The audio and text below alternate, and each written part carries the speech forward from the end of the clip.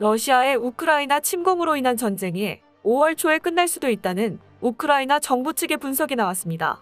15일 로이터 통신에 따르면 우크라이나 대통령실 고문은 전쟁은 크렘린이 얼마나 많은 자원을 투입할 의향에 따라 달려있다. 늦어도 5월 초까지는 평화협정을 맺어야 한다고 생각한다.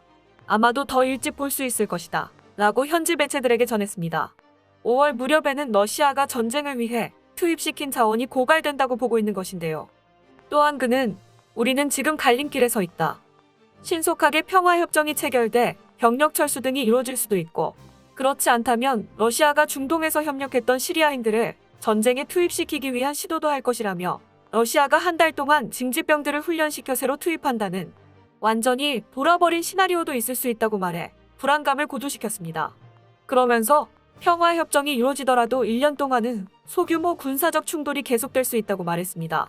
우크라이나는 평화협상 조건으로 영토에서 러시아 군대가 완전히 철수해야 한다는 것을 내걸고 있는데요.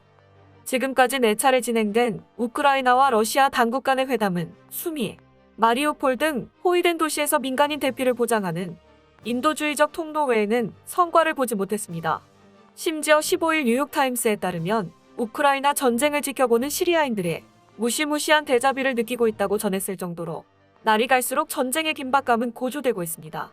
러시아의 민간인을 향해 공격을 쏟아붓는 방식, 이를 보고도 눈 하나 깜짝 않고 권력을 유지하는 독재자, 전쟁에 제동을 걸지 못하는 국제 제재 등 지금 우크라이나 전쟁의 전개와 양상이 시리아 내전과 겹쳐 보입니다. 그런데 최근 사브에서 개발한 영국의 일회용 대전차 병기가 전장에서 공개되자 러시아군이 두려움에 떨고 있습니다. 영국 육군이 우크라이나군에게 지원에 대활약 중인 차세대 대전차 병기는 바로 엔로우인데요. 언뜻 보면 제블린과 닮아있지만 MBT를 일격에 파괴하는 것이 목적으로 만들어진 제블린이나 01식 대전차 미사일과 같은 ATM은 아닙니다. 병기의 종류로 치면 보병이 한 번 쓰고 버리는 경대전차 대장갑 병기인데요. 다시 말해 로우의 발전형인 차세대 경대전차 병기, 넥스트 제너레이션 라이트 안티탱크 웨펀입니다. 로우라고 불리는 무기로는 M72A4 정도가 있습니다. 이 무기들은 주력 전차의 정면 장갑을 날려버릴 정도의 위력은 없으며 가볍고 간단한 조작을 중요시에 쓰기 쉽게 만들어져 있는데요. 지금까지의 로우는 유도가 불가능했고 사수가 조준을 정확하게 하는 것만이 명중시키기 위한 유일한 방법이었습니다. 발사 후에는 직선으로 나아가기 때문에 이동하는 목표의 경우 사수의 예측샷이 무엇보다 중요했는데요. 로우는 아니지만 같은 용도로 람이 있고 휴대용 대전차 로켓이나 대전차 무반동포가 람에 해당합니다. 유명한 람으로는 RPG-7, 칼 구스타프 판처 파우스트 3 정도가 있으며 칼 구스타프를 제외하면 한국에서 쓰인 적이 있는 무기들입니다.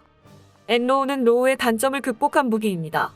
최대의 단점이었던 사수의 기량에 따라 무기의 성능이 결정되는 단점을 극복하고 일회용 로우임에도 불구하고 유도장치를 장착하여 명중률을 높이고 있습니다. 유도장치는 플로스라고 불리는 것으로 사수가 조준기에 목표를 3분간 인식시키는 것으로 목표물이 움직이는 방향을 예측하여 그 예측 방향을 향해 탄체를 유도합니다. 적외선 같은 고도의 유도장치는 아니기에 발사 후에 목표가 급정차를 하는 경우 등에는 빗나갑니다. 예측한 대로 목표가 움직이면 명중하고 멈춰있는 목표물이라도 적외선을 방출하지 않는 목표라도 조준기로 목표를 3초간 인식한 다음에 발사하면 명중하게 됩니다. 이 점은 목표가 적외선을 방출하지 않으면 조준도 사격도 할 수 없는 제블린이나 01식보다 우수한 점이지만 애초에 만들어진 목적이 다르기 때문에 비교 분석하기에는 애매한 부분이 있습니다. 제블린이나 현궁 등 성형 자격 탄두를 탑재하고 타버텍 기능을 가진 기존 대전차 미사일은 고도를 올렸다가 전차의 상면으로 직접 내려 찍는 방식을 사용합니다. 이러한 타버텍 방식은 빠른 탄속으로 능동 방어 장치도 무시할 수 있고 뛰어난 유도 성능과 텐덤 탄두를 이용한 확실한 능력을 보장하는데요. 다만 발사체가 복잡한 기동을 하면서 목표를 추적하므로 높은 기술력이 필요하여 가격도 상승하고 무게도 증가합니다. 반면에 엔로우는 목표의 상향 수미터 위를 비행하다 목표 위에 도달하면 폭발하여 탄자를 아래로 쏘는 간단하고 저렴한 방식입니다. 엔로우의 조준 시스템은 매우 간단하게 만들어져 있어 짧은 시간 안에 조작 방법을 습득할 수 있습니다. 가격은 대략 2만 영국 파운드이며 한국 돈으로는 3,200만 원이 조금 넘는 수준입니다. 한 기당 1억이 넘는 한국의 현궁 미사일에 비하면 3분의 1도 안 되는 것이죠. 제블린은 이를 발사 후 발사통은 버리고 조준기는 재사용합니다. 엔로우는 발사통, 조준기 모두 버리는 방식인데 엔로우의 조준기는 제블린과 달리 고가의 장비가 아니라서 재사용의 가치가 크지 않습니다.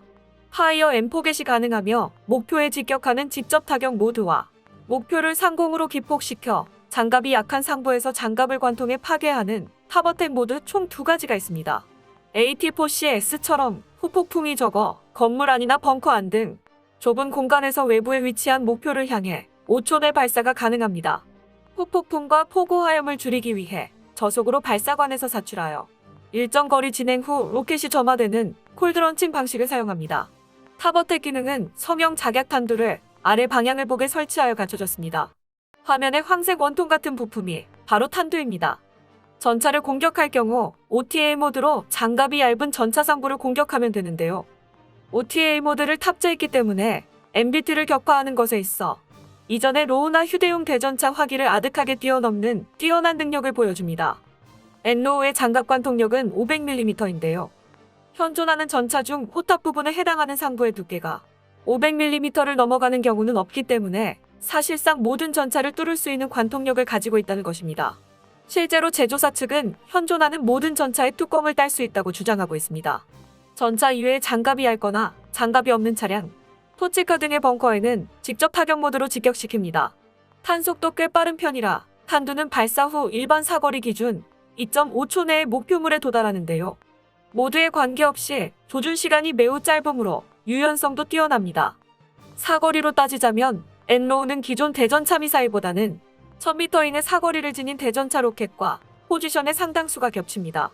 대전차 로켓이 이름과는 달리 최신 주력 전차의 전면 장갑을 관통시키기 어려워지는 추세에 갈수록 보병전 화력 요구치가 올라가고 있습니다. 대전차 로켓으로 개발된 병기들을 대전차전이 아닌 박격포 대용인 보병 지원 화기로 더 많이 쓰는 화력 인플레에 직면하면서 엔로우같이 상대적으로 저렴한 단거리 대전차 미사일이 기존 대전차 로켓의 위치를 차지해 나가고 있는데요. 이를 증명한 전장이 앞으로 나올 우크라이나 전쟁입니다.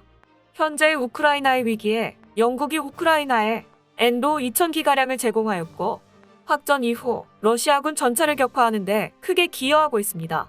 그래서 비틀즈의 노래 All You Need Is Love에 빗대어 All We Need Is No라는 말까지 생겨났으며 제블린보다는 덜 알려졌지만 이쪽도 이콘처럼 그린 그림이 존재합니다.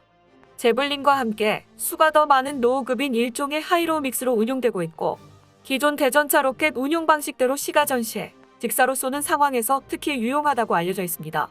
구조상 직사로 쏴도 타버텍이 가능하기 때문이죠. 엔로우를 대량으로 받아오는 우크라이나 병사의 사진이나 동영상이 등장하기도 했습니다. 대전차 무기로 무장하고 러시아 탱크를 잡으러 가는 실제 우크라이나군의 모습을 잠시 보겠습니다. Гасити гадів за Маріуполь всіх. Під ноль. Множимо на ноль.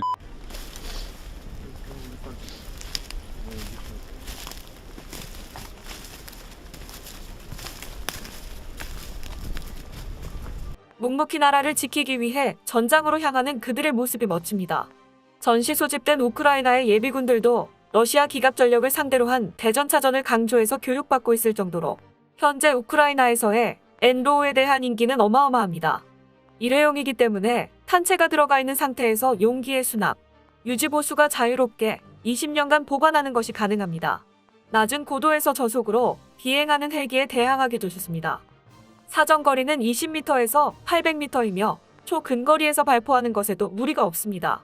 무게도 12.4kg으로 동급 무기체계에 비해 가벼운 편이며 이전의 로우보다는 조금 무거운 편입니다. 비슷한 크기 및 기능을 지닌 제블린은 총 무게가 20kg을 넘습니다. 로우 람으로도 쓸 수 있고 ATM으로도 쓸 수 있기 때문에 무척이나 유용합니다. 이는 우크라이나군이 이 무기를 애용하는 주된 이유이기도 합니다.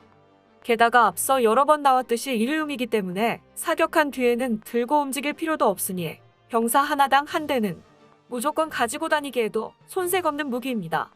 우크라이나 전쟁에서는 영국 육군의 비축품에서 2000기가 우크라이나 측에 전달되었고 전쟁에서의 성과도 꽤나 올리고 있습니다. 우크라이나 군에서는 현재 영국 정부에 추가로 원조 요청까지 한 상황입니다. 지금까지 러시아군을 두려움에 빠지게 한 우크라이나 전쟁에서의 비밀병기에 대해 살펴보았습니다. 전쟁으로 인한 죄 없는 이들의 희생이 더 이상 지속되지 않길 바랍니다. 끝까지 시청해주셔서 감사합니다. 도움이 되셨다면 좋아요를, 다른 이야기도 궁금하시면 구독을 눌러주세요.